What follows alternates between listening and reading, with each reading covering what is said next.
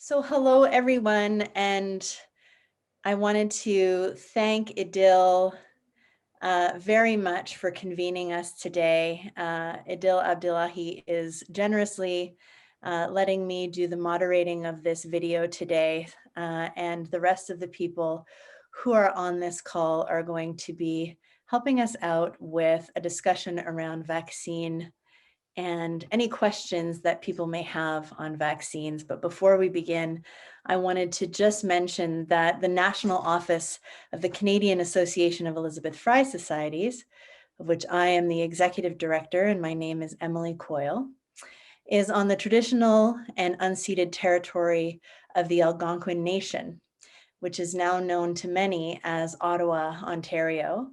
And Ottawa remains the home to many First Nations, Inuit, and Métis peoples from across Turtle Island.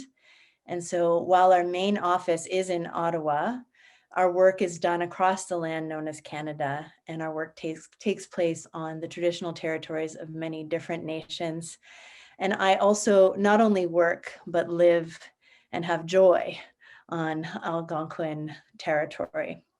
So that is the beginning. I wanted to welcome everyone who is here today with us to have a conversation about some of the questions that we've been hearing from folks that we work with and alongside who are incarcerated and their family members who love them about the vaccine. And these are very real and very valid questions that all of us are having, whether you're incarcerated or in the community, about these vaccines for the COVID-19 virus. And we wanted to make this video as an acknowledgement of those very real questions and to answer some of those questions by having this conversation with folks who've been thinking a lot about the answers. And as I mentioned, a big thank you to Idil Abdillahi for convening us today. Idil is an assistant professor in the School of Disability Studies and is also cross-appointed to the School of Social Work. And in 2020, she was appointed advisor to the Dean in the Faculty of Community and Social Service on anti-Black racism. So welcome, Idil. Can you say hello? Hello, and thank you. And I should say, co-convened with my colleague, Professor L. Jones, poet extraordinaire. That's L. Alongside all of you, alongside every single person who got a last minute email, Martha, Sherry, who's thought this through, Adelina, Todd, and Jackie, who's been in the background, and David, as well as Emma, the ASL. So we've all co-convened this alongside of folks that you may not be able to see today, but whose spirit, thoughts, and conversation have guided this. So thank you, Emily and Jackie, for also doing a lot of this work. Thank you. And so Idil has so generously started us off. And so I'm going to move directly over to L. Jones. Many of you know L. Jones is a world famous poet, a journalist, and a prison abolitionist living in Halifax, Nova Scotia. Can you say hello, L? Hey, everybody. Thank you, Elle. And next we're going to meet Sherry. Sherry is OG Cree, born in Winnipeg, Manitoba. She's serving out a life sentence and is currently out on full parole, going on 11 years. And Sherry is the advocacy liaison for the Canadian Association of Elizabeth Fry Society. Sherry, can you say hello? Hi, good day, everybody. I'm Sherry, and I know that everybody has a lot of questions and concerns about the vaccine, and hopefully, you know, my experience and my situation with it so far, you know, can, you know, help you all. Welcome. Thank you, Sherry. Next, we'll go to Martha Painter. Martha is the founder and chair of Wellness Within, which is a nonprofit organization in Nova Scotia that works to advance reproductive health, social justice, and prison abolition. She's also a registered nurse practicing in abortion and postpartum care. Ms. Painter holds graduate degrees in economics and health, and she's a PhD candidate in nursing at Dalhousie University, where she is also a Pierre Elliott Trudeau Foundation Scholar, and the Canadian Institutes of Health Research. Her research is located at the intersection of reproductive health and justice. Welcome, Martha. Thanks for having me, Emily. Thank you to Idil and to Jackie. And Elle and I and Adelina, we are all joining from Mi'kma'ki, the ancestral and unceded territory of the Mi'kmaq people. Wonderful, thank you. And we have Adelina. Dr. Adelina Iftene is a law professor at the Schulich School of Law at Dalhousie and is the Associate Director of the Health Law Institute at Dalhousie. Welcome, Adelina. Hi, everyone. I'm very glad to be here. Thank you for watching. Hopefully it will be an informative discussion for us and for you. Wonderful, thank you, welcome. And last but not least, we have Dr. Todd Coleman, who is an assistant professor in the Department of Health Sciences at Wilfrid Laurier University. He is trained in epidemiology and biostatistics and is an Ontario HIV Treatment Network emerging scientist in HIV population health. Welcome, Todd. We're happy to have you here with us today. Thanks for inviting me for this important conversation. I'm on the traditional territory of the neutral Anishinaabe, Haudenosaunee, and Mississauga peoples. Thank you, Todd. And we have today with us Emma, who is an ASL interpreter, and David, who is an ASL interpreter, and with many, many thanks for allowing us to have them with us today. The Ryerson School of Disability Studies has generously funded the ASL interpretation. So we're glad to have you here. I'm trying to speak in measured ways so that our ASL interpreters can listen and interpret at the same time. So my apologies if it sounds like I'm speaking very slowly. And so the way this is going to work is we've heard questions from a lot of people. We're going to have questions asked. I'm going to ask the questions and I'm going to turn it over to our wonderful group of folks here today to answer those questions. Of course, the issues that we work on and the questions that we hear are not limited to this particular Zoom conversation. So we're happy to have conversations with folks outside of this recording as well, if anyone has any follow-up conversations or questions that they want to have with us. So we're going to start with the first question, and I'm going to ask Sherry to speak to this first question, which is really the big question that is on a lot of people's minds. Why should people who are incarcerated trust Correctional Service Canada to give them the vaccine? Sherry, I'll turn it over to you. Why should we trust CSC? Well, I don't know so much that CSC is, so trustworthy in that, but from what I understand with respect to the vaccine and them getting it out, I've been following it. I've been following the vaccines, the studies, all the information going with it. And, we all have issues with correctional officers, medical staff. There's all kinds of different things going on in terms of our minds, personal things within these institutions. But it's super, super important that, that the majority of us, get the vaccine so that, we become, if we do get sick, because there is still a chance that even though we get vaccinated, we could still catch the COVID virus and the variants that are now out there. But with the vaccine, it'll be less likely to end up in the hospital or on the respirator. And, there's a lot of complications that come with this virus. And it's like we're learning about it every day with every new death. And there's a lot of deaths. So like I said, it's not really about trusting CSC. It's just a matter of getting your information right. And that's what we're here to do, hopefully, to just put a lot of the trust issues aside and, bring the common sense in and, hopefully, we can all survive this together. Thank you, Sherry. I love that. I think that that's a really important message, which is hopefully we can all survive this together. And I ask Idil, if you have anything to add to this, why should people who are incarcerated trust Correctional Service Canada when it comes to the vaccine? I think that Sherry offers some really important cautions and critiques around the importance of all of us wanting to be safe and to be healthy. And I think that that also offers us an opportunity to think about how the people who are incarcerated, unfortunately, already have histories of distrust, mistrust, and inaccessibility in relation to healthcare, probably more broadly. But in the context of being incarcerated, I wonder how many of them have gotten access to things like a full checkup more regularly. I wonder how many of their health concerns have been taken seriously.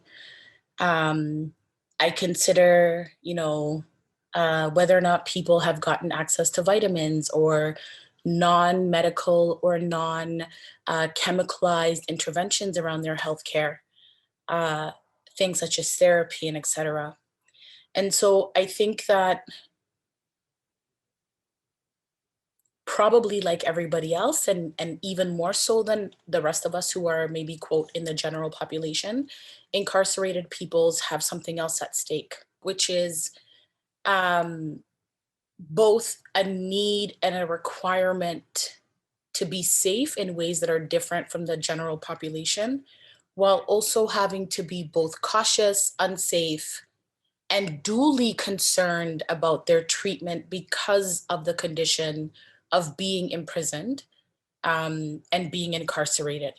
And so I think that those are some of the issues, and hopefully that's what we're going to talk about today, about how we can encourage people to keep them safe, as well as take up why that might be valid. Thank you, Idil. And as our other co-convener, Elle, I wondered if you had any other comments on this particular question of whether or not we should trust Correctional Service Canada when it comes to the vaccines. Yeah, I think that's a really good question. And it's being asked in other ways by people that aren't in prison, like by Black populations, for example, that know that there's a long history of the government experimenting on Black people. And people often go back to Tuskegee. Obviously, Indigenous people have long histories of the government sterilizing, for example. So there's a real reason for populations that, at somebody else's mercy to not trust that. But I think we have to remember that, first of all, CSC did not develop this vaccine, and it's the same vaccine that's being given everywhere. So politicians, the people in power, they're taking this vaccine. So there's not a different set of vaccines that are being given to Black people or to people in prison or to Indigenous people. And so I think the question is not so much maybe should we trust CSC, but should we trust each other in terms of like there's obviously questions people have, and it can be really scary and there can be like a risk, but we know that when we're taking this, we're actually not doing something just because the government wants us to do it. We're doing it because in our communities, we want to be able to keep people safe and our loved ones safe. So, many of us who have questions also have elderly parents. And, we know that if we have a responsibility to try and keep them safe. Or, if you're in a prison, like there's a lot of people, the staff is doing their own thing, but like who's going to protect other prisoners and each other? And part of that can be getting the vaccine, for example. So I think that, that shouldn't be dismissed. Like there's a good reason for people when you're experiencing, like you've put in a healthcare complaint form and it hasn't been answered in weeks. And now people are coming and telling you that they want to give you a vaccine, or when, you can't get medication from the streets, or you've being accused of cheeking medication, all these things that happen to people rightly have a bad experience in some ways, or like maybe, don't trust the nurses or the medical staff. But I think that's not like we can acknowledge that and then also understand why people are saying get the vaccine. And Sherry, for example, like you got the vaccine yourself, right? So I don't know if Sherry wants to jump in here, but yeah, like those are real questions, and people are going to have to make their own choices. But I think it is a good choice to make for all of us. And because so many of us have health risks, like so many of us, especially if you're in prison, you probably, you may have immunocompromised already. You may already have problems with your lungs. You may already have things that are putting you at risk. And Like, this is one way to keep yourself safe. But Sherry, maybe you could pick that up. I know you've had it as well. Actually, I'm going to have the You're getting vaccine it. on the 28th of April, and it turns out that I'm going to be getting the Moderna vaccine, the same vaccine that's being distributed within Corrections Canada. If I'm correct, I believe that it's going to be the same vaccine, and I'm going to be booking my family to do the same vaccine, because if we're being real, like, I think that, everybody has a lot of questions about, like, is this vaccine real? Is it all government issued? Is it just a bunch of blah, blah, blah? Well, I have a lot of lived experience with it since COVID hit. One of the things that happens, especially out here, is that we can get caught up in all this media and the news and, oh, it's a hoax, it's this. It's not, it's real, I work as a frontline worker for the Indigenous homeless community here in the Montreal area. And if you followed the news on that part, you've heard that, COVID swept through our homeless Indigenous community. We lost a few members due to regulations and curfews and all that. We've lost other people due to freezing and hiding from the cops and, trying not to get caught out after curfew. There's just a lot of things going on. And it's been really hard, because keeping myself safe and trying to help our people and make sure that they have what they need in their hotel room and their isolation room. And it's a real thing, and it's super duper hard. And when it comes to immune compromised, I have a really rare disease. It's called Addison's disease. It's a rare chronic disease. It's adrenal insufficiency. If I get a common cold, it feels like a deadly flu. So if I were to get this deadly flu, it would be me in a casket. So trying to go with that. I've been waiting doctor's appointments, talking with many specialists about the side effects and how it would affect me and, my compromised immune system. So it's come down to the point where I have enough information to go forth, and I feel confident in taking the vaccine, which I'm going to do. And, the best thing that I could possibly put out there is that no matter the fears, no matter what you hear, no matter the detestment of the walls around you and the system there, because I was there for 19 years. I did 19 years inside, and I'm not here to tell you to trust CSC. I'm just here to tell you that, I would love us all to survive. And, my heart goes out to everybody that's still inside, because you ain't got nowhere to go. You ain't got nowhere to escape, to get away from this virus. So, do the best you can, take the virus. We all have dreams, we all have aspirations. Let's try and stick together and get through this. So, I think what we can do now is move on to some of the questions that are being asked about the particular science and the health considerations of taking that vaccine. And there are some questions. I'm going to start with Martha.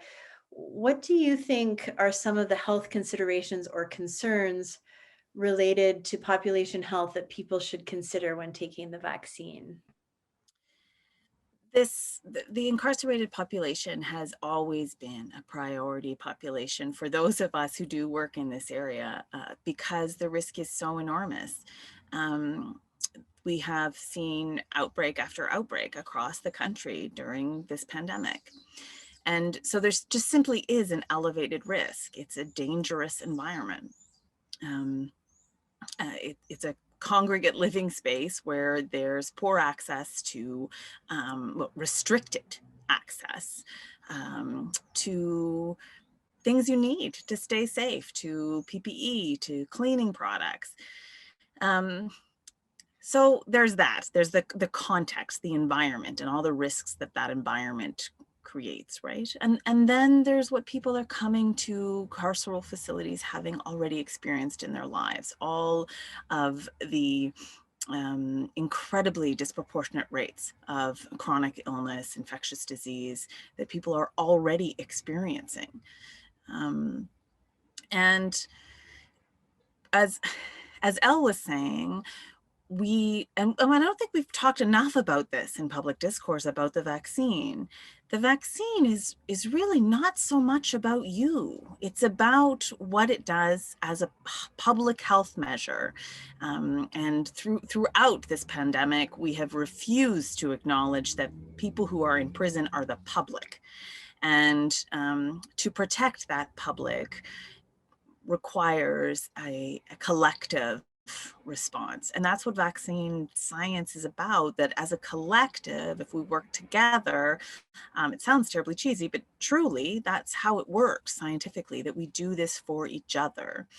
And that we're working to achieve a herd, a mass immunity so that we can get over this. And so that's what, when there's so much is taken from people who are experiencing incarceration, so much autonomy, so much inability to govern their own health practices. And this is something that can be done, can be decided upon, and an action that can be taken. Yes, thank you. Actually, Sherry and Elle and Martha, you've all reiterated that point about we're not doing it for ourselves, we're doing it for each other. And I think that there certainly is around the world, but in particular, you know, in our communities here in Canada, people are, you know, reluctant, especially if they feel healthy and if they're young and they think, oh, I shouldn't take the vaccine now, even though I'm eligible to take the vaccine because someone else could take the vaccine, you know, ahead of me. And certainly, you know, I think the point that you're all making, which is that we take the vaccine to care for one another, is a good one. Todd, I'm wondering, from your perspective as an epidemiologist, are there other concerns or considerations related to the population health that people need to consider with this vaccine? I think just adding to what Martha said, the thing we need to remember is that this is really an easy infection to catch. If we want to use the comparison that we've all but wiped out the common flu based on the actions that we had, yet COVID is still persisting, it just shows how easy this is to get through a population or a community. Especially in the environments where people are closer in contact with each other. Vaccines themselves are, in this case, in these cases, one of the most impactful things that could be used as a public health measure, where things like what we've heard about so far, like physical distancing and mask use and proper ventilation, aren't readily available. Vaccines themselves, if we think about infection with coronavirus as simply moving like a chain between populations of infection, vaccines cut that chain off. And it helps protect the wider and broader community, not just at the individual level. It could mean at the individual level, the difference between hospitalization or death versus some really mild reactions to infection. At the population level, though, it really is cutting off the infection transmission chain between people and allowing us to get through this a lot more quickly. Great, thank you. Exactly, and I think we're all, especially for those folks who are in some of the hot spots in the country, which includes the prisons, you know, it's particularly important. Mm-hmm. Adelina, did you have anything that you might want to add to this question? Some health considerations that we haven't thought about yet? Right, so just to add to what Martha and Todd already said, I would just like to make a couple of points regarding the health issues that already exist in prison, and in particular regarding the health of people that already are perhaps not in the healthiest, and people that are older.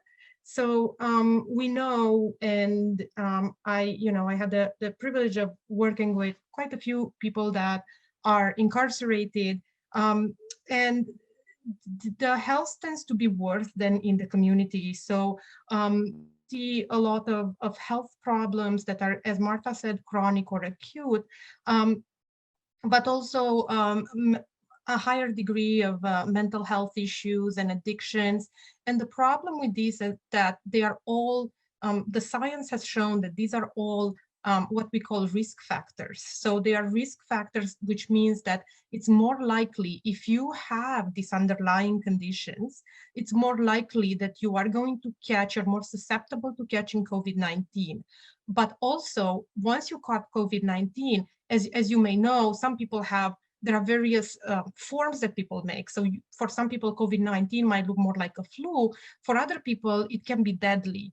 And unfortunately, if you have this kind of underlying health conditions, such as diabetes or asthma or heart disease or pulmonary disease or HIV or hepatitis, all of those things and many more, right? Addictions, if you're a smoker, if you use drugs, all of those things are going to make it so that when you do contract COVID, you are going to probably be sicker than somebody else. And it's more likely that you are going to develop complications from it. And it's more likely that it might even result in death. So, and we've seen that not just in prison, we have seen that across the country and across the world. But the problem is that a lot of people who are incarcerated, because of their struggles in their lives, already have a higher rate of these illnesses than people in the general population. In addition to that, your health probably has deteriorated. The more you've been in prison, the more your health is likely has deteriorated. And I probably don't need to tell you that. You know that because of inadequate food or inadequate health care, or just the stresses of being in prison and away from your family. So that has likely, it has taken a toll on your health, and that also makes you more vulnerable to this illness and to the complications that it brings.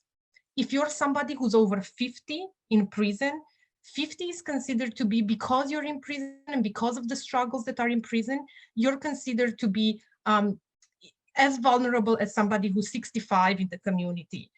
Because of all those challenges. So we also know that, and we know that somebody who's 65 in the community is at a higher risk of catching the disease and on developing complications. So if you're 50 plus in prison, that's an added risk to your health, right? So it's more likely that you catch it, that you get very sick, and perhaps even die from this. So this is a very, very serious illness.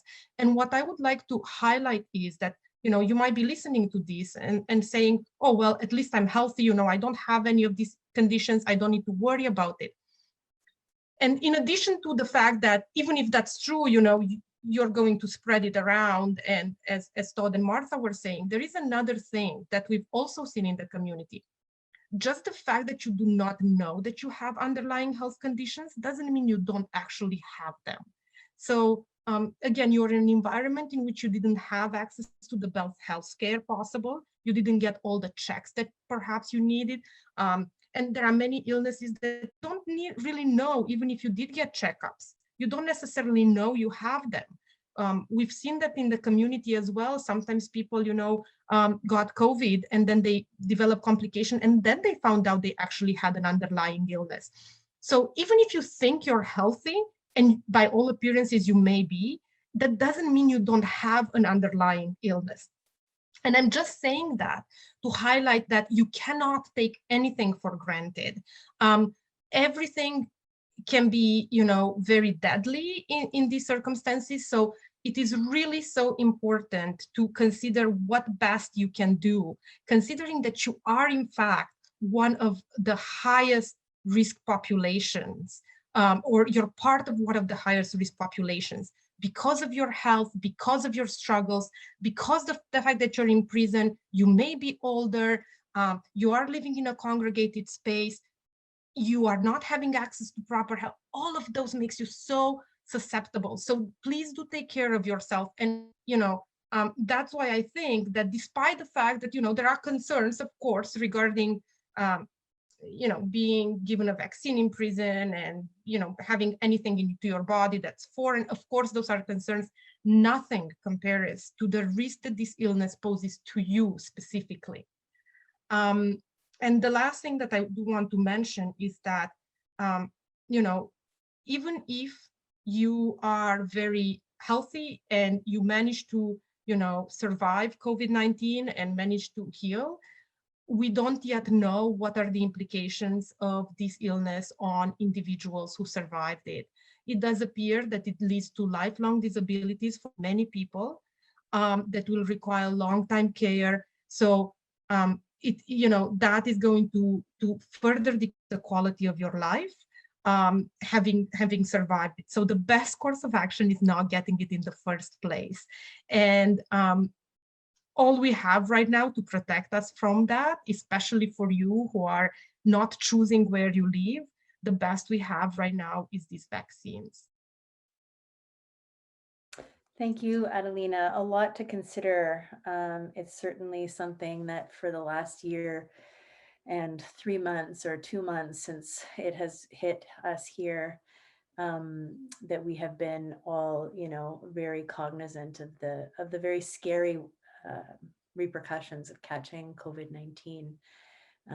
But especially for those of us who are very vulnerable. Idil, I'd like to invite you if you have anything to add to this question before we move on. Yeah, I think I just alongside what Adelina had described, which is that I think oftentimes when we're young or when we feel fairly agile, and or I think when we haven't had a reason to feel like we're unwell, this particular experience may serve as an opportunity that would falsely lead us to believe that we're healthy when we don't have control or capacity over what being healthy may look like. And so in the context, firstly, of those that are in the general population, you may be a young person and maybe not have a GP or see a GP on the regular basis, et cetera.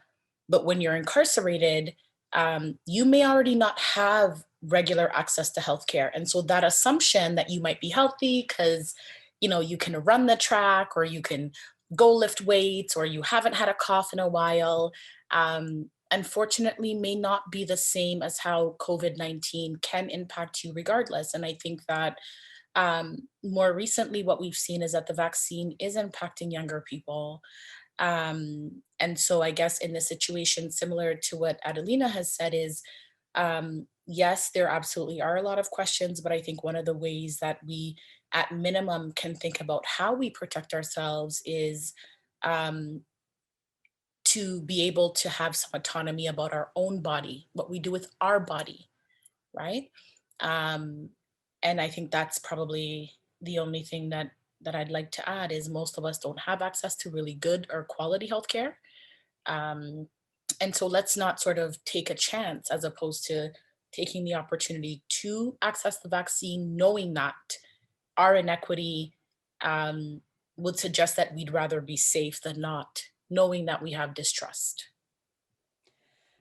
And Idil, could you stay on? Because I wondered if, speaking about the individual and individual considerations, if you know of any spiritual or dietary considerations that need to be thought of when it comes to the vaccine. Sure. So I think Elle should probably come on as well, but I think that there have been a lot of like spiritual and cultural considerations, particularly around, Sherry has also identified this, which is the first question was, why are they trying it on Indigenous peoples first? Which I think is an absolutely fair question. We are during the holy month of Ramadan, and so a lot of Muslims have questions, and we've collected some of those. And I think neither Elle nor I, or maybe anybody else here that I don't know of, wouldn't be comfortable saying that we're sort of spiritual advisors, but rather that we've sort of sat with the questions and heard from people and can offer some advice. So one question is around animal products. I'm a vegetarian, for example, as well. Some people may be vegan. So people have had a lot of questions on if there's animal products in the vaccine. Moderna does not have any animal products, and neither does Pfizer or AstraZeneca. But also, even if there were, so there aren't, but there's a lot of consensus in religious communities and spiritual communities that it is not the same as eating, right? So anything that's used for a medical reason, it's okay if there are animal products. If there were anything like that, that's fine. All spiritual communities have agreed on that when we're taking treatment, that's okay. It's not the same as eating it or anything. So whether your concern is about pork products or if there's cow blood or if there's, like any animal products, like there's not, but it would still be fine if there were. And that goes for any medical treatment. Another question, sorry. One about the gelatin. I think we had a question about gelatin. Some people were worried that they were using gelatin to hold the vaccine. And of course, vegans can't, vegetarians can't have gelatin, Muslims can't. There's a lot of people that have questions about that. Moderna does not use that. So there are no animal products used in the vaccine or to like hold the vaccine or around the vaccine. It's perfectly fine. The other kind of questions people may have if you are religious, and certainly I have people in my family that are, like that you should trust to God, for example, or trust to creator or trust to a higher power. So some people may think like, are we supposed to take these things? Again, like we understand that what we do here, that, like in the same way as we don't just not eat every day because God will feed us, or, we don't just drink because God will feed us. We obviously have a responsibility to take care of ourselves and to take care of the planet and take care of other people. So you can both trust to God if that's your religion, or trust to Allah, or trust to whoever you know is your higher power, and also do what you need to do to keep yourself and other people safe. Idil, there's some other questions around Ramadan or other religious observances, like is it okay to take a vaccine when you're supposed to be fasting, for example? Again, people have agreed that this is not eating. So religious people, and this might be a question for Orthodox Jews, for Hindus, for Muslims, for a lot of people, if fasting is part of your religious practice, vaccines do not interfere with that. They're not considered to be, again, like anything that's eating or like taking something. It's okay because it's just going into your muscles. It's not going, like you're not taking it by mouth. So it does not break your fast. If you have concerns about the health effects, because you're supposed to be fasting and then you get the vaccine and then you don't feel well, you can consult with your imam. But again, people agree that if you are in a situation where you're ill, it's okay to break fast, for example, to take food or water to keep yourself strong until you feel better. And then you can obviously either extend your fast if you need to. You can do an act of charity or an act of goodness to make up for that. So whatever your practice is around that, and that's individual, but don't worry about it breaking your fast. And if you do have a bit of a side effect, sometimes people feel a bit sick for a day or something, and you feel like you need to drink water or hydrate, please do that. Don't worry that that's breaking your fast, or that's, like you're not supposed to do that. There's always reason among religious people. Everyone agrees that if you're sick, don't risk your life. Your safety is important so you can continue to live, to be a spiritual being and continue in your life. Am I missing anything, Idil, or did we cover everything? No, I just think, I certainly can't speak to everybody, but on the questions that we've received, particularly from Black Muslim lifers, has been around what happens if the day and time that I get access to the vaccine is when I'm fasting and so forth. And so I think one of the things that have been helpful as a spiritual reminder with some of the folks that provide these same folks spiritual advice has been to say that you don't have control over when you are assigned time to take that. And remember that Islam in particular is a religion that is heavily focused on ideas of intention, and also is a very, very forgiving and sort of merciful religion. And so that's been the message that we've been reinforcing, as well as speaking to people who are their own spiritual leaders who have better expertise in that area. but connecting people to provide these answers. And so to date, these are the answers that imams have provided, myself and Elle, and scholars in Islam, in terms of responding to what some of these concerns are. So I think that's all I have to add. Yeah, many religious councils and leaders have made public statements saying it's okay to take the vaccine in Ramadan. It's okay to take the vaccine if you have other religious practices. So like the British Islamic Medical Council, the Canadian Muslim Council on COVID-19, the Grand Mufti of Saudi Arabia, people in Israel who are, Jewish people, Hindu people have answered these questions. So when we look, people have had these questions around the world, and the answer that has come back from many spiritual leaders and from religious scholars is please take the vaccine. That is the most important thing to keep each other safe here and now, and then so that we can continue to live our lives, to pray, to celebrate, to do whatever we do with our lives, which we can't do if we're not here and present. Thank you. And you mentioned some of the side effects when you were talking about people who may be fasting, and some of the side effects that would potentially come about. And so that really leads us into the next question we have, which are, what are some of the potential side effects to our health, especially for people who are immunocompromised, if they were to take the vaccine? And I would invite Martha, if you have any thoughts on the potential side effects to health, and or any thoughts that you may have on the prior question. The most common thing that people report is a sore arm and feeling really fatigued. Now, for most of us, when we have these kind of symptoms, we take Tylenol and Advil that we easily have accessible to us in our bathroom drawers, and we rest. And I am concerned about how easily accessible people experiencing incarceration will have to just basic over-the-counter analgesics like Tylenol. And if they will be given time to rest, if they will be respected in just needing to recuperate the way all of us outside are. So that's my greater concern. I think that it can easily be endured for most people, but it certainly helps to have some comforts that are not easily accessible inside. Yeah, yes, certainly. And Todd, I wondered, from an epidemiology perspective, what else should people know about the side effects of the vaccine?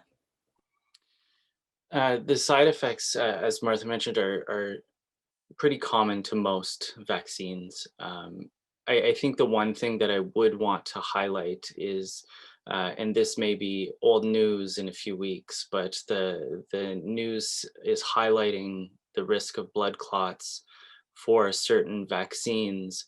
And it is important to note that the rate of blood clots, so the rate of blood clots in those who are vaccinated, is actually lower than what it is in the general population.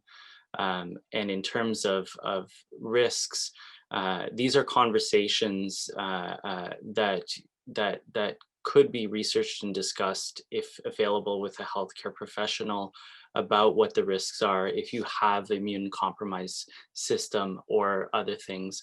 But in terms of the sheer number of side effects, they are extremely low and should be treated as such.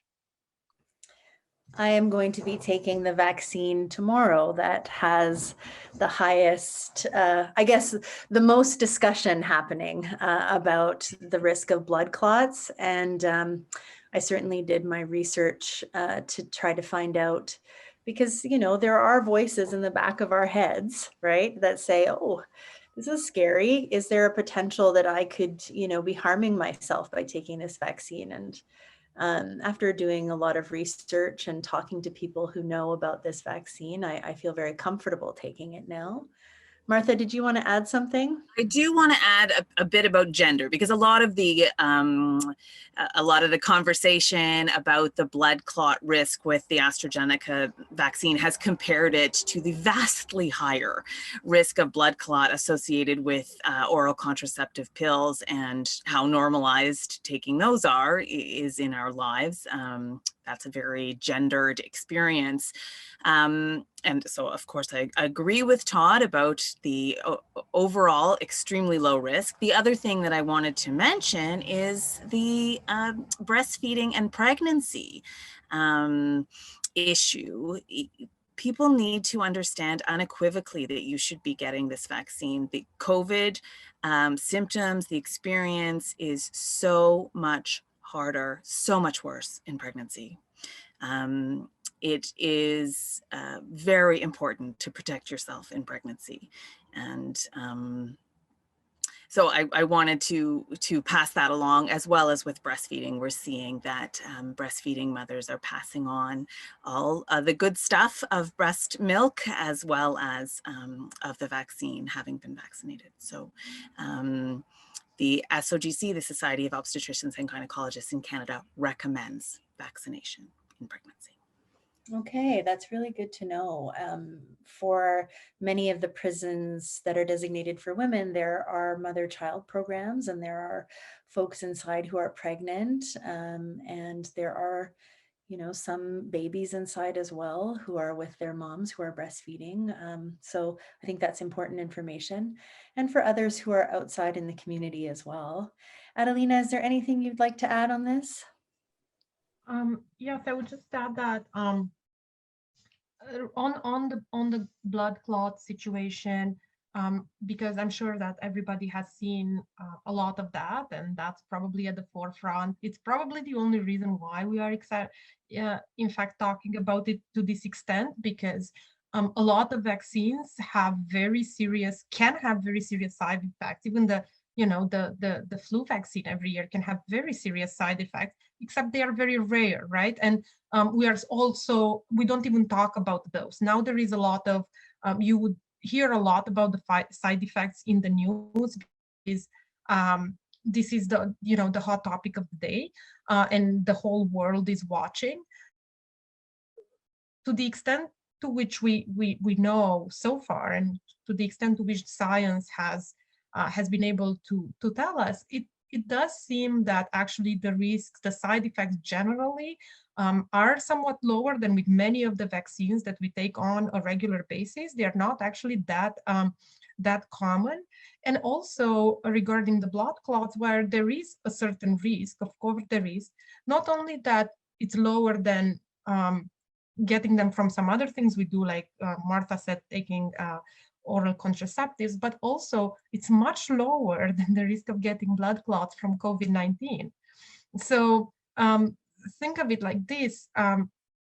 If you get COVID-19, a lot of the side effects that we are concerned with are actually a certainty with the illness, right? So COVID-19 is for sure that you're going to have many complications, whereas the vaccine, the chances are very, very remote of that happening. Now, if you are somebody who does have a history of blood clots, I think that's a valid reason that you might want to ask the nurse, or you might ask the doctor, what do they think, what do they recommend, if it is something that's good for you. But unless you know that for a fact, and you know that you have had them in the past, probably it's not something that you should be worried. In fact, you should be more worried about getting COVID-19. And the other side effect that's has been reported by some, in addition to the arm pain, is you get some people have gotten a mild cold or a mild flu-like after their second dosage, in particular, less so after the first dosage. So you might be, I know my parents, my father has gotten both his doses, and he said that after the second one, he got for a couple of days, he experienced like a fairly low fever and some pain and aches, kind of flu-like. So that's possible to happen, and know that is normal. That's part of the vaccine. Again, unlike the illness itself, it's more mild, and it will not have any kind of long-term effects the way the illness does, right? So this is just a one-day thing that even if it does happen, which is not certain to happen, is not serious, is not endangering you, is not having any other negative effects other than you might have a headache or something like that. So I would say, yes, there is risks as with any other kind of medication. There are risks even from taking a Tylenol. There are always risks associated with anything, but the benefits of getting the vaccine are certainly significantly outweighing the risks. Thank you. Thank you all for that. And Idil, having heard from a lot of the folks inside about their worry, and from experiencing your own experience of vaccination, is there anything that you wanted to add on this particular question? Yeah, so I think I both have the misfortune and privilege of having access to being a person that has received the vaccine first, both as a caregiver but as an immunocompromised person. So I have received my second dose, and I will say that everything that Adelina has described is quite real. Mild flu-like symptoms and so forth. And I think for me, what's really important is that getting the vaccine for me is about knowing that I can protect myself, because I can't control what other people may or may not do. And I don't know what the outcome may or may not be, but I know that I've done everything that I can to protect my own health, the health of my loved ones, as well as those that are in and around my own community. So no two heads yet. I'm okay. And certainly, again, not suggesting that my experience is everybody else's, but I am a person who experiences lots of pain really easily. And I can say that I haven't, experienced pain in ways that are abundant. A bit of tiredness, sore arm, but nothing that is spectacular or extra as they describe. Yeah. Thank you for that, Idil. And I wanted to just take a moment to let everyone know that we have been joined by another panelist. Thank you very much for joining us today. Senator Kim Pate is with us for the next part of this discussion.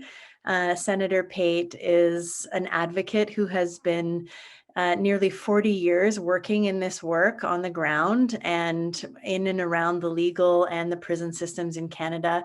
And she works with and on behalf of some of the most marginalized, victimized, criminalized, and institutionalized people in Canada. So we're really grateful to have you here.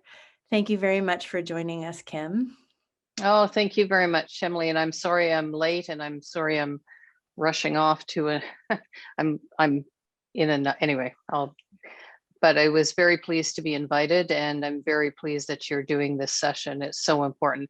I was privileged enough to be able to get my vaccination on Friday, and I'm urging everybody to get theirs as soon as they're eligible, as quickly as possible. And hopefully we can get everybody vaccinated and get back to being able to see each other.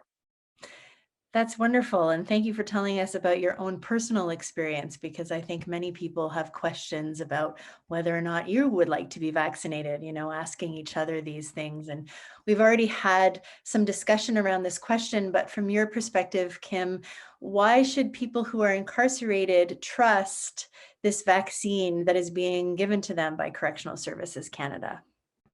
Well, I think the question I would have, if it was just being given by corrections and hadn't been authorized by health authorities, I might share their, their concern about it, quite frankly. But the ones that are coming in are ones that are being provided by contracts. Personally, this is a whole nother matter. I think this should be a government funded initiative, not private corporations, but that's a whole nother matter for another day. But these are vaccines that have been authorized to provide to people, and I urge everybody to take them. They're not ones that corrections has authorized. They're vaccines that have been authorized by health authorities, and really, you know, many of us, you, Elle, so many others have fought to ensure that prisoners get vaccinated, because we know that one of the most challenging, in fact, I think prisoners should have been part of the first round of vaccinations because they're in congregate settings. Of course, first there should have been releases, but that didn't happen in the way that, again, so many of you and us were advocating. But so because prisoners are in congregate settings, it's vitally important. Even though some people may still get ill with the vaccine, as I understand it, and certainly I know of one person who got ill, which she doesn't know if she was ill before she got the vaccine, or she got ill, you know, contracted it after. But that's a person I know who lives in another country. I don't know what all the circumstances were. And what we do know, though, is that fewer people are dying once they have the vaccine, and that if they get ill, they're not as ill. And so that to me is vitally important for everybody. But of course, people who are locked in their cells and have no choice but to, you know, they're not the ones freeing themselves. So. Yes, exactly. The next piece of work that we wanted to bring forward is Elle is going to share a poem with us. And then we're going to move into the other questions that we have. So hopefully you can stick around for a little while longer. The next question that we have is directed to actually Kim, Elle, Idil, and Adelina. So what if someone who is in prison refuses to take the vaccine? What are some of their legal rights around this vaccine and whether or not they have to take it? And so I'll pass it over to Adelina first. So I mean, I think it's very important to know that it's absolutely your right to refuse their vaccine or to take the vaccine, just like with any other medical treatment, right?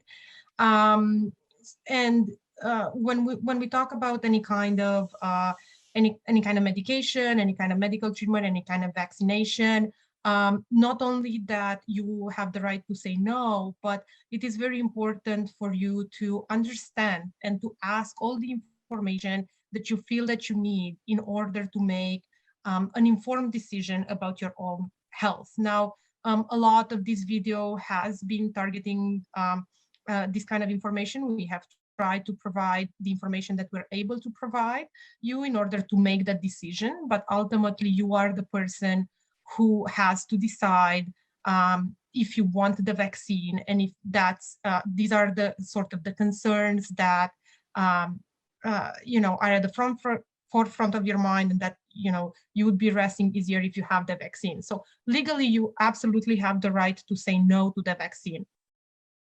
Now, of course, we have talked about the fact that health-wise, that perhaps is not the best course of action. In my personal opinion, that wouldn't be the best course of action unless there are some special circumstances. But outside my opinion, of course, you have the right to ask for more information. You are also have the right to ask about how will the vaccine interfere with your specific health issues that you're having. And you have the right to ask, you know, if you will receive any kind of, in case you do develop flu-like symptoms, in case you do get a sore arm, going back to what Martha was saying, you have the right to ask whether you will receive the Tylenol, whether you will receive a day to rest, like that. So those are things you may want to ask, you may want to know about. But the other thing that I would say is that also legally you may experience some form of restriction of your liberties if you are not taking the vaccine. And that's not whether, you know, if you're placed in solitary confinement for that, that's something where you should be calling the advocates. That's not something that should be happening. You should not be punished for not taking the vaccine. However, that being said, because of the very significant concerns of the spreading of the vaccine and all of those things, it is possible that people who are not vaccinated, both in the community and in prison, but of course, as we know, in prison, that's easier to do. your liberties may be further restricted. So you know, some of your privileges, there may be delays in you being able to see your family. There may be restricted movement. You might not be able to access the gym. So I don't know if this will be the cases, but these are things that are quite predictable that they may happen down the road if you are not taking the vaccine. And depending on the risk that exists in prison in your specific area, and depending on the population, the number of people that are incarcerated there, the use of public spaces, and all of those things. So certainly you have the right to say no, but that may come with some restrictions. But also know that if these restrictions are too significant, you do have the right to complain about that. You should not be placed in solitary confinement over that, or anything that would be going beyond protection of public health, that would go into a disciplinary action against you. That's not something that should ever happen. If I could add to that, please go ahead. One of my concerns is those who don't get vaccinated. I worry about the impact on conditional release as well, because there are certainly talks about vaccine people needing to prove they've had vaccines for all kinds of things, including travel and going forward in the future between borders within Canada as well as internationally. And so just a caution to be aware that that's also an issue. And I would add, in terms of, I received a whole sheet of all the potential side effects, all what I should be aware of, and a whole list of, what might I be allergic to, or what might I respond to. And it strikes me that's a risk, that people inside may not get all of that information. And so I think the work that you're doing, Emily, and so many other, Sherry and others, Elle, to get that information into folks is going to be vitally important, because sometimes you don't know what to ask for. I didn't know a whole bunch of, I had a really sore arm for 2 days. If I hadn't known that that was a predictable reason, I might have thought, the vaccine is just stuck there, not going anywhere, because I'm not very smart about these things. I'm not trained in health. So I think we need to be getting that information into folks as well. And the other is, if there are things being done to you because for any of these reasons, one of the challenges is right now there is no way to really monitor what's happening to people in prisons because of the lack of access. And so the other piece that I think people could be arguing is they're getting the vaccine, and in order to actually exponentially increase the benefit of that vaccine, I would be arguing that they should be getting released as well. So in fact, I would be arguing that the vaccine actually makes me less of a risk to public safety, quote unquote. Not that, that people need to be arguing that, but it's one argument that I was just involved in a letter I did for someone, and we included part of that, the lack of access to vaccination for someone who was in the age category that if they were in the community would be vaccinated, meant that they should be released immediately. So just for what it's worth. Thank you. Yeah, certainly we've seen over the last year an inordinate restriction on conditions of confinement within the prisons. Even though we haven't been able to get in physically to many of the prisons, we have heard from people who are in the prisons the way that the restrictions have continued to get tighter and tighter and tighter. And we certainly wouldn't want any reason, including vaccinated or not vaccinated, to be a reason for someone's liberties to be taken away from them. Elle, do you have anything you wanted to add? Yeah, I just wanted to say that, we always think about power, right? And like who has power over us and what power we have. And we began this by talking about, well, why should people trust CSC? And like if CSC is going to give you the vaccine, what does that mean? And I think, yeah, in that situation, it can feel like if you feel like something's being forced on you, then you feel like there's power in saying no, right? Like you want me to do this, so I'm not going to do it because that's a choice I can make. And that's really important, right? That we feel like we have choices. And when you're in a prison, you don't have a lot of choice, like over anything. Like people are watching you shit. They're watching you do everything. You can't move where you want. And so, yeah, that you may really feel like there's power in me to say no. But I just encourage people to think about, like, when you make that choice, how much more power that may give other people. Like they can then have the power to block you from visits. They then have the power to either transfer you or block you from a transfer. Maybe you're trying to like go to a lower security institution and now they're going to say, well, you can't go because you don't have the vaccine. You can't have a private visit with your family or your loved ones. So there's just a lot of choices that may come out of that. And then people are saying, well, you can't do this. So I just also, I really understand why people, you know, don't trust the people in power when someone has total power over you. Like, obviously you don't trust that. Obviously you're going to be like, is my body safe? Like, am I safe? But I think you want to also give yourself the best chance to make choices about what you have going forward, and don't let like not having the vaccine be a reason that now somebody's telling you you can't go to the program you want to go, or you have to go to this other place, or, you know, yeah, you don't get to see your kids now, or they're not going to give you an ETA, or all these other things that are really important for your release or for your plans or just for moving forward. So I just think that give yourself agency, you know, give yourself the best choices you have in your life, and like inform yourself, do your research, talk to who you need to talk to, ask the questions you need to ask if you can, and then make your best choices, because that's where our power comes from too. Like nobody's taken, they can take a lot of power from, we know that. Like I'm not like, oh no, they can't take it, but they can. But you also can make a choice for your health and safety and your future life too. So the next question that we have, unless there are others who wanted to answer that last question.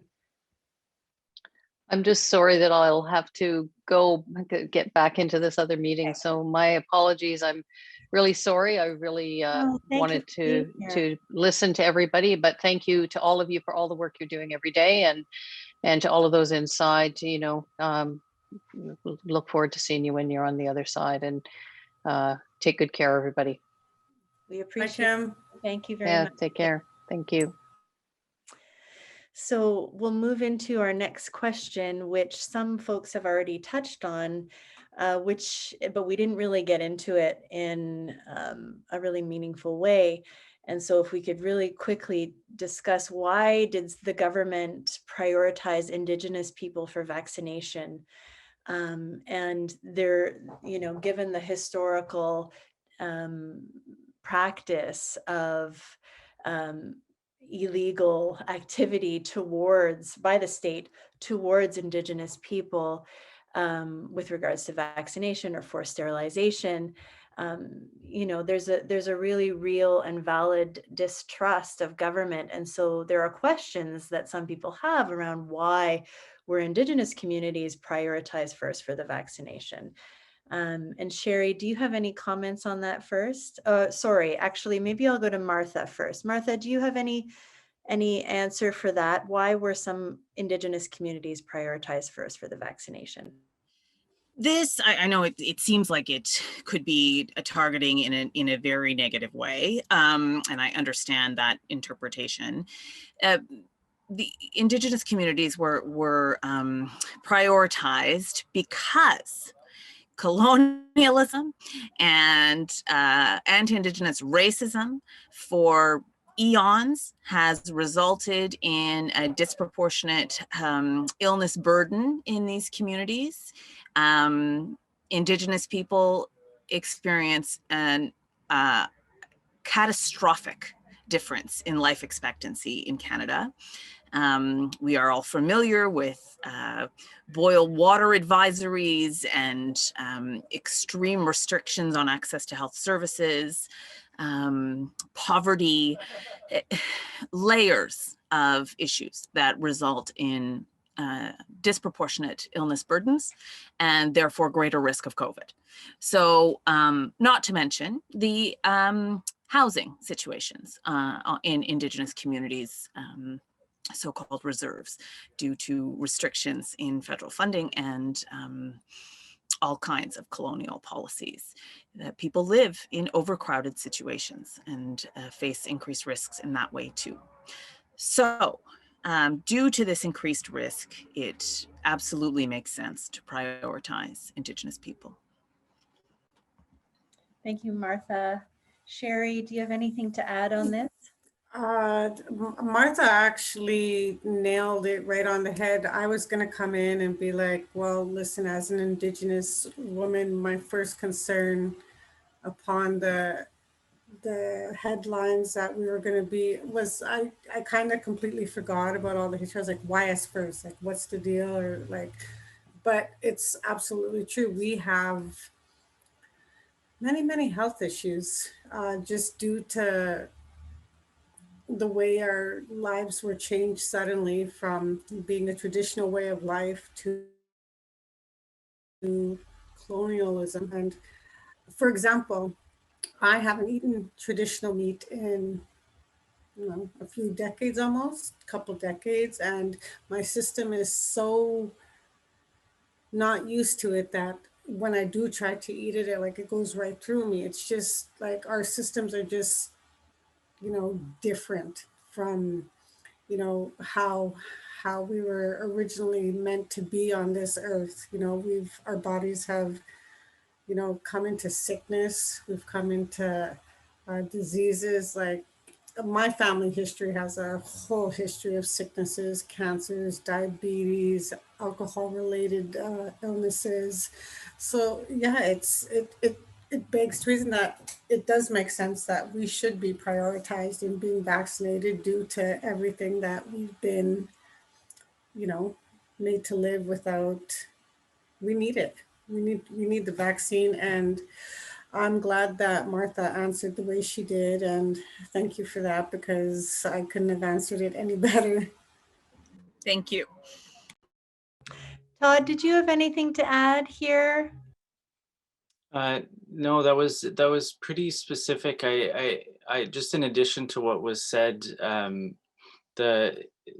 the fact that COVID is primarily transmitted through respiratory avenues, and the fact that First Nations and Inuit communities are disproportionately affected for all the reasons that were stated. This is something that clearly prioritizes these communities for the vaccine. Thank you very much, everyone. I'm glad we got to deal with that specific question, because I think we needed to broaden our answer a little bit more on that one. I'm going to turn to Idil now to answer the next question. Well, to start off the answer of the next question, what is the link between the experiences of trauma and other systems of care, like hospitals or healthcare? And how does this experience of trauma then become compounded by the prison system? That's a really great question, Emily. And I think so far we've really focused a lot on broader population demographics, as well as more specific, maybe Indigenous, Black, and or those that are incarcerated.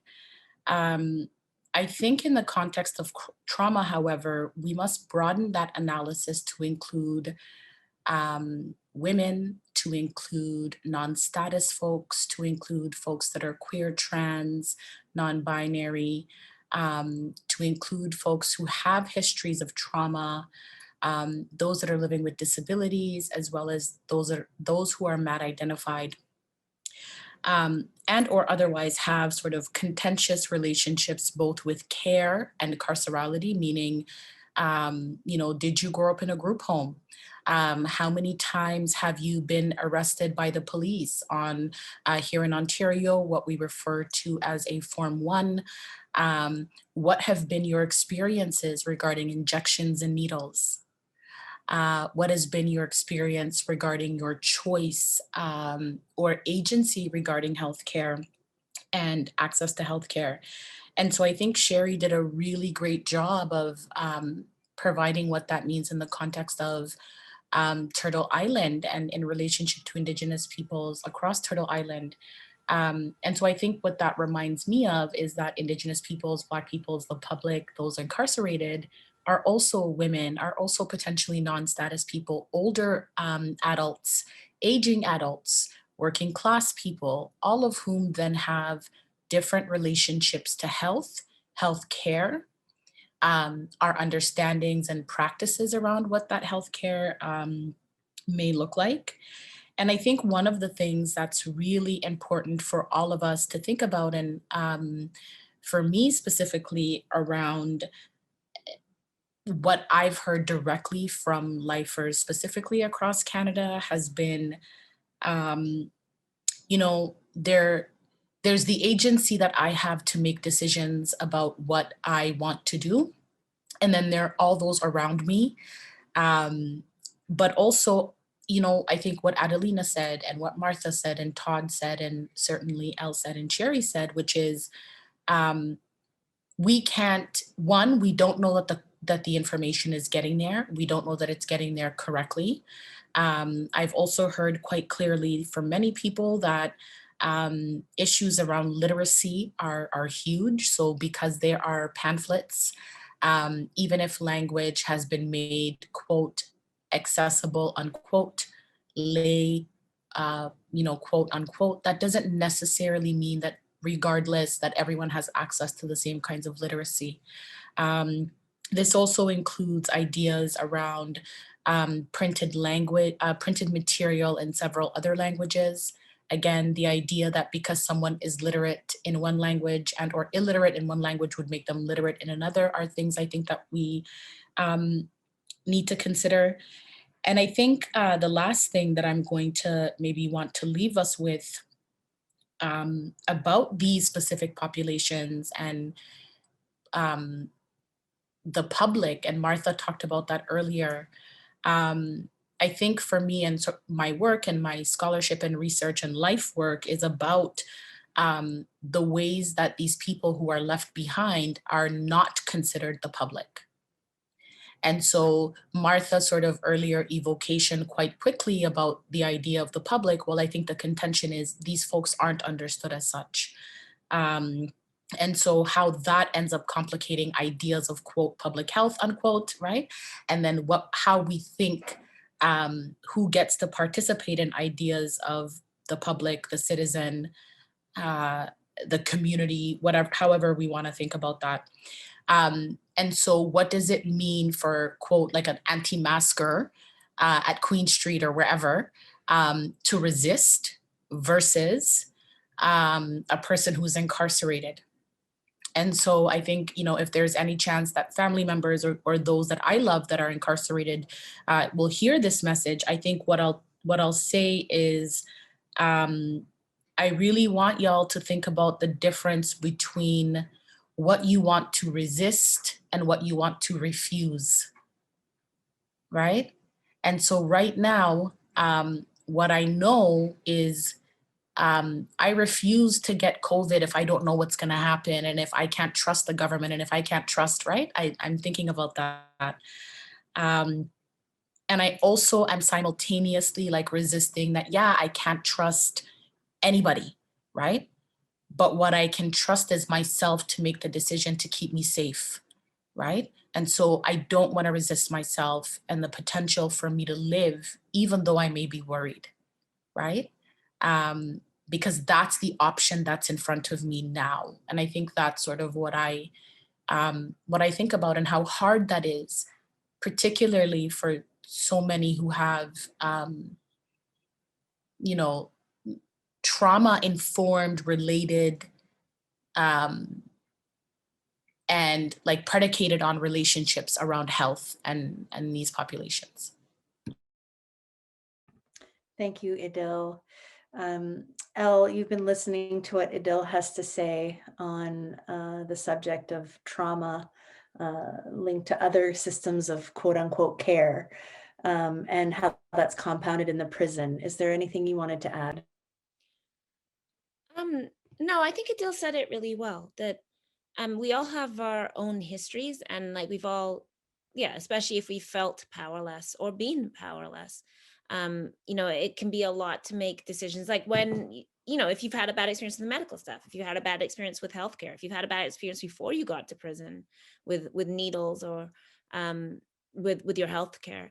And I think part of things that can be really hard is when we try to kind of take our current situation and try to understand it through our past and know like which parts of our past are giving us really important messages. Like, we learn a lot from our past and like the ways we've been hurt before and how we survived that and stuff, and like that can be really helpful. But also I just think it's important to use all our information, so Like people have a lot of good reasons, again, to feel the way they feel. Like you're not being irrational or stupid. And if anybody dismisses your questions and tells you, oh, that's dumb, why are you thinking that way? That's this and that. Like that person isn't respecting you and what you need. So I just think that, you know, we use the information from our past that has, you know, given us good ways to know how to move through this world and how to survive and how to take care of ourselves. And then we also try and take in the new information in the present. And in the end, like, just make sure we're caring for ourselves, you know, like everybody, we want you all to be well. We want everybody to be, you know, in as good as place as you can be. We want everybody to be out in their communities. We want everybody to be free. And we want people to just make the best choices for themselves. So, you know, people have good reason to be scared of doctors or scared of needles or not trusting people. Those are all really rational things. Like that's not stupid. That is like important information. It's kept you alive this far if you're alive. But just, you know, I think thinking about, you know, what you've learned from the past and then applying those into the present and taking new information is the best thing. Yes, thank you. Idil, did you have anything to respond to Elle? Yeah, no, I wanted to add to something that I think you were speaking to earlier, and I think I was speaking to as well, and Adelina, which was around what our analysis is about how much access to information people who are incarcerated have. And so I think part of, you know, a slight interruption that I'd like to make here is that in the very ways that we are not, in the very ways that we are confused by the bombardment of messages, you know, where I live by CP24 or maybe CBC or wherever you live. Let us not assume that people who are incarcerated also to some degree, depending on where they are, depending on what their situation or securitization is, are also receiving these very complicated and confusing messages, as well as potentially seeing what many of us are grappling with on the quote outside, being protests, anti-maskers, you know, those saying take the vaccine, etc. And so I think one of the things for me is that we really have to take the concerns of incarcerated people seriously and engage them in issues of debate and respond to their questions, because that's actually what's led us here. What's led us here and what's guided these questions are out of the gap of what hasn't been responded to, right? And so I also think that I want us to remember that these are the folks that all of us are talking about here, and why we are all on this call is because these are our co-interlocutors, because these are the people who inform our thinking, and what we determine to share as urgent is based on that. It's based on Cherry. It's based on many people that we can't see here. And that's really, really important, right? So we're not the only people who know these things, right? Like CP24 is out there. The guards talk to people. The guards have opinions. You know, there is an old 2-week newspaper that somebody may read, right? So we're not the only people out here talking these things and knowing the difference between Pfizer and this and that, right? Like some of the most critical questions I get about the vaccine are from incarcerated people. So I think that's all I want to add to the conversation. Thank you. And I think that really fits well within this particular discussion around trauma, because if you have had a history of trauma and you have survived it, as Elle has said, you're going to be very, very cognizant of ways that you can keep yourself safe. And that's why you're going to be asking all these questions. And I think, Sherry, in conversation with you in the past, we've discussed the very real ways that systems like the healthcare system or others have actually harmed people. And so there's a real reason why people are afraid of these healthcare systems. Oh, absolutely. You know, you spend more than I spent, like a very good quality of my life inside the federal institutions. And this is like across Canada. And in each different ones, like I've gone through, it almost feels like, you know, you're a guinea pig in some forms. And not to say that that's what people are, but I'm just giving you my own personal experience and things that I felt while I was there. And, you know, you go go see a psychiatrist, you go see the psychologist, you go see the doctors, you talk medication, they give you a medication. You have to be on a certain type of medication for, let's say, about 2-3 weeks before they say effects start to take place. Many things come into side effects. Like I've walked amongst many of you. Some of you probably do know me, remember me. And I've always been very real. I've always been very towards, us moving forward as, as a population, as a people with rights, and like this whole, it's a very touchy topic, to be real. And all I can say is that it's not corrections that's giving us the vaccine. It's coming from the government. It's coming from the places that have tested them. And I have a lot of people around me that have taken the vaccine already, and a lot of them are immune compromised. A lot of them are Indigenous folk that are homeless in the homeless community. And, to be honest, there hasn't been any bad side effects on anybody that, I work with. My son's father and partner and my co-workers have all been vaccinated thus far. And so far, there hasn't been any bad side effects, no complications. Everybody seems to be fine. Nobody's growing extra chest hair or, stuff like that. So it's like, so far, so good. And, if there's any questions that you might have, I don't know if I can say this, Emily, but I'm going to be training to answer the phone lines 3 days out of the week in due time. So I will be available to, listen to concerns, answer plenty of more questions, and, hopefully talk you through whatever might come into your thinking. So if anything, reach out, don't be scared. The vaccine will do more good than bad, because the COVID virus usually gets everybody by the complications. It's, different complications come up in different medical situations, and it just varies. It's super scary. So, you know what, like being stressed is not really a good thing. And then to be in an institution and then be stressed, and then to have to have everything, put, because it's really a peer pressure type of situation. People are very opinionated about their beliefs. It's the same thing for out here. We have consistent protests, and I like to call them COVIDiots, excuse me. I mean, no disrespect to anybody, but on the real, like it's a virus. It's a pandemic. We haven't had one since like the early 1900s, almost over 100 years ago. And even back then, a lot of them were a lot smarter.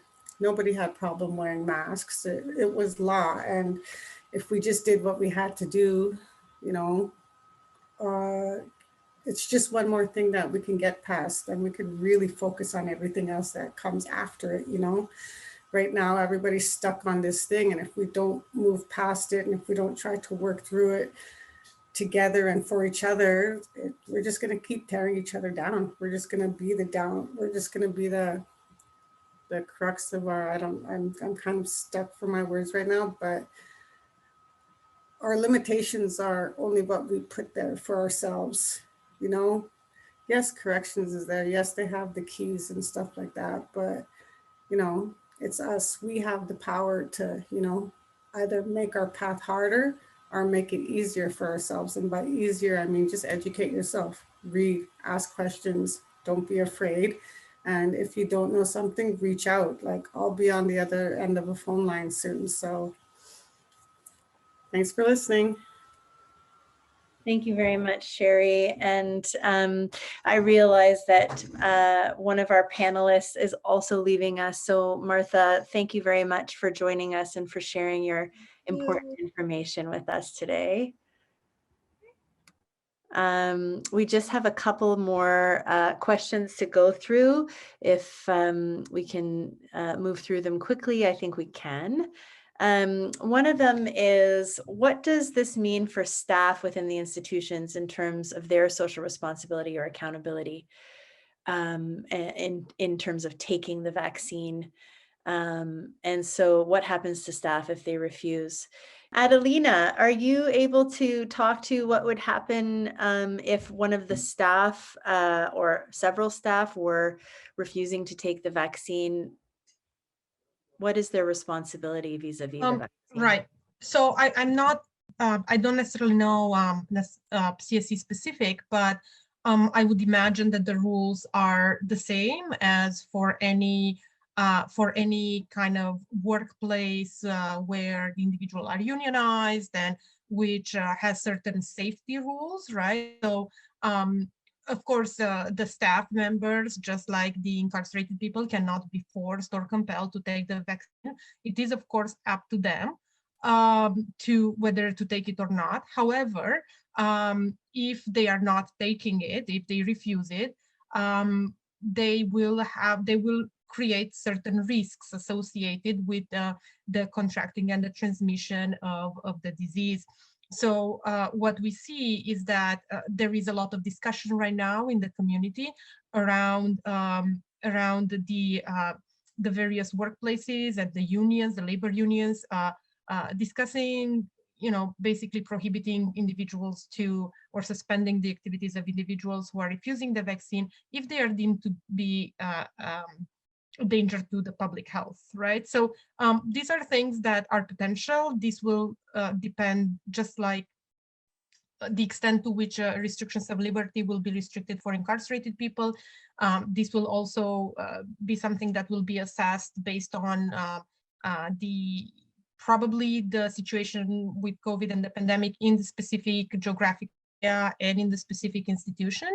But it is a possibility that depending on how bad things are and what the general policies adopted by the national headquarters are, that people may not be able to come to work or may not be able to come into institutions if they refuse the vaccine.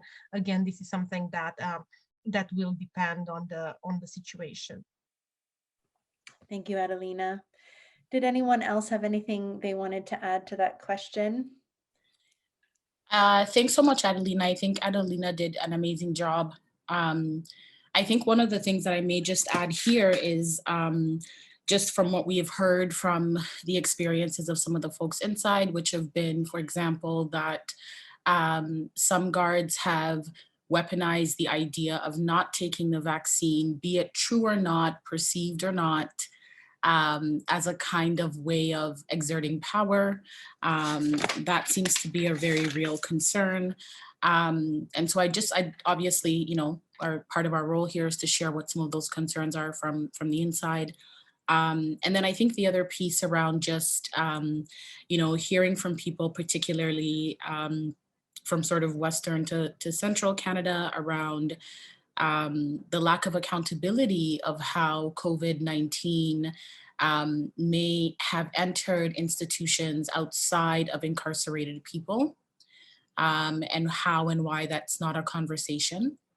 And then I think just sort of from my own perspective, I'd like to underscore that by saying much of what we've said throughout this conversation, which is we highly regard people's individual agency to access health information as they desire, with the best of information, while simultaneously in this context understanding that some of us have more power, more accountability, more sort of political and social responsibility that we may have to consider about what the impacts of that look like. And I think that's probably the only other thing that I would add. And maybe for all institutions, not only CSC, but across any institution, is to consider, how are we talking to those who are providing frontline services, securitization, supports, or care? How are we as institutions talking to them about COVID-19, about issues of accountability, health, virus spread, etc.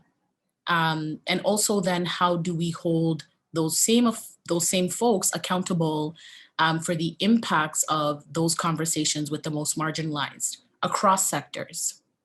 And so I think just sort of framing it a bit larger with that would be the only other thing I'd add to what Adelina had said. Perfect, thank you.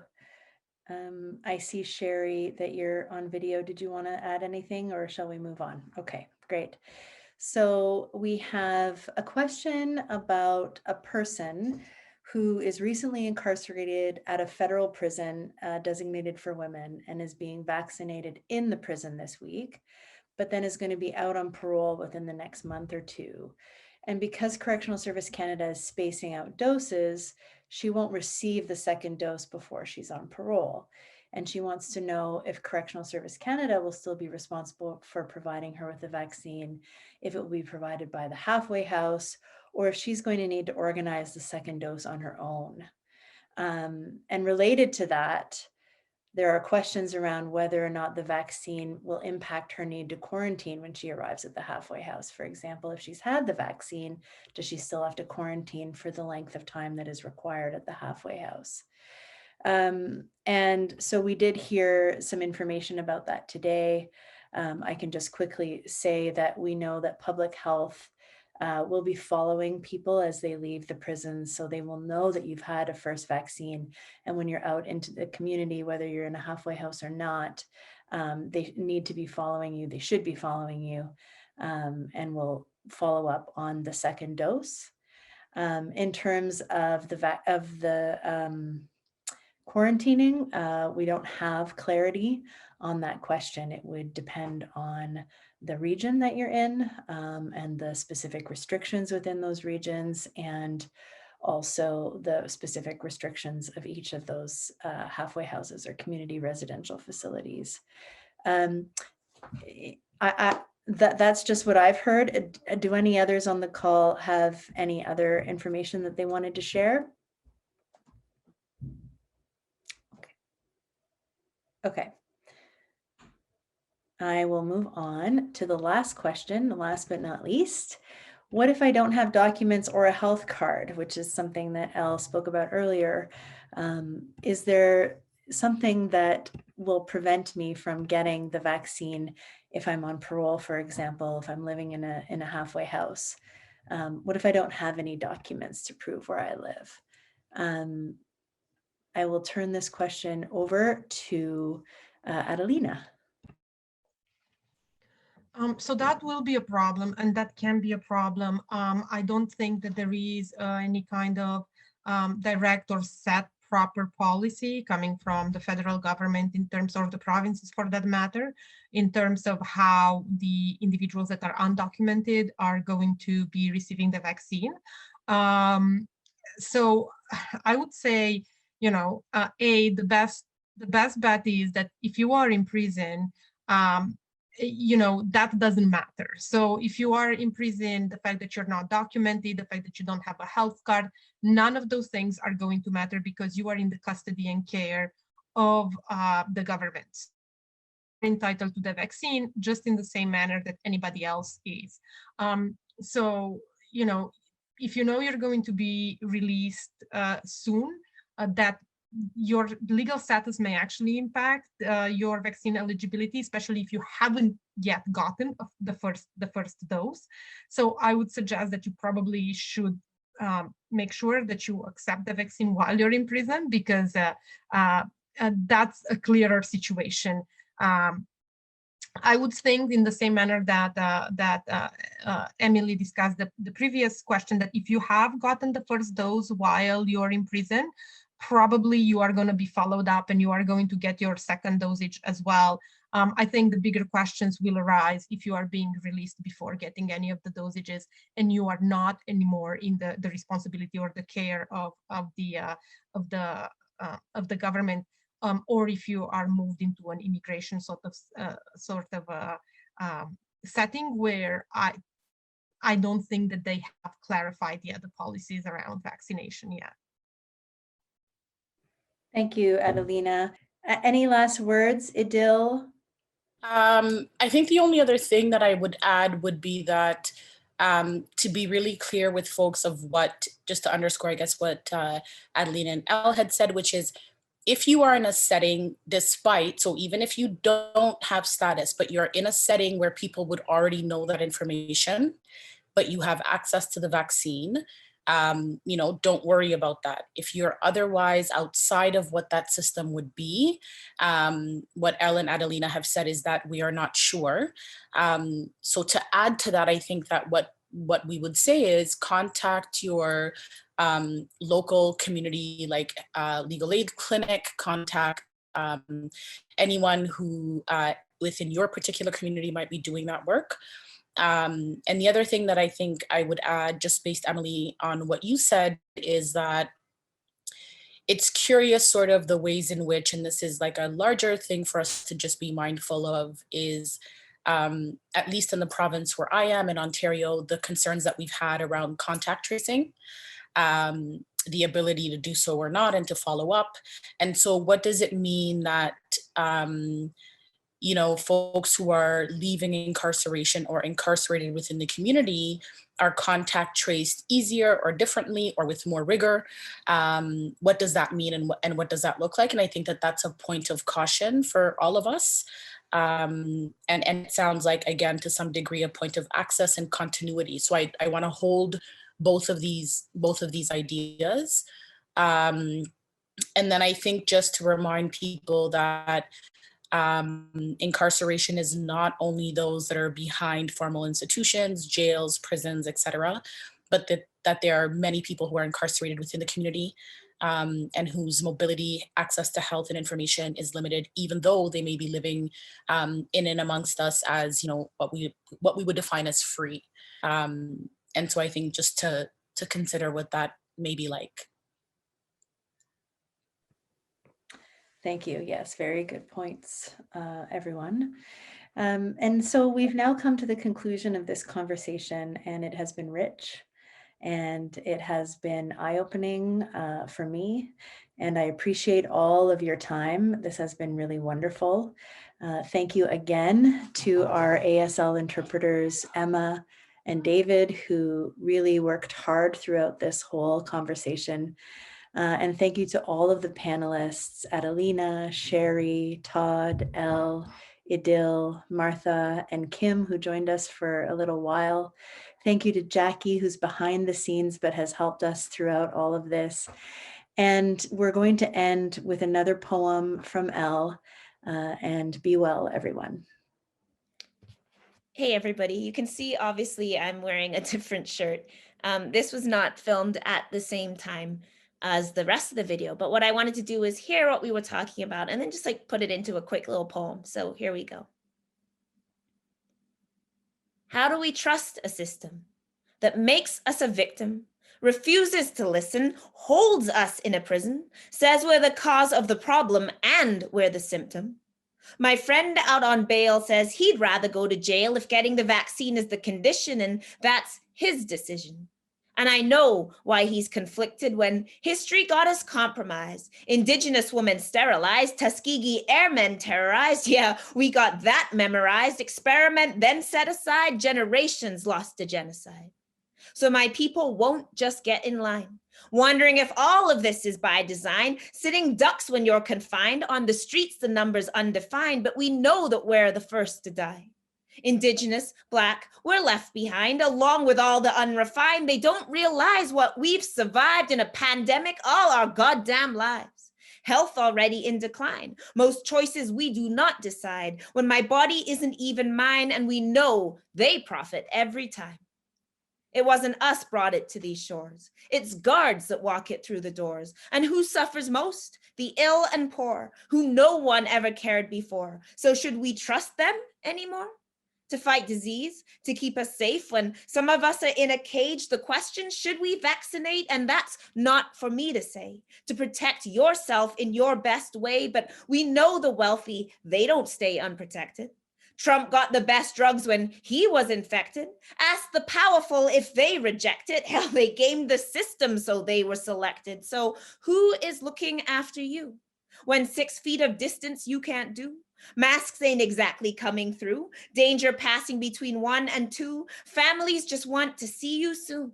This ain't about Trudeau or Blair. It's just about our own health care and keeping ourselves prepared. There's a reason why you might be scared. So get yourself the information, ask questions about vaccination, make the best choice for your situation. And most of all, give yourself the chance to reach liberation.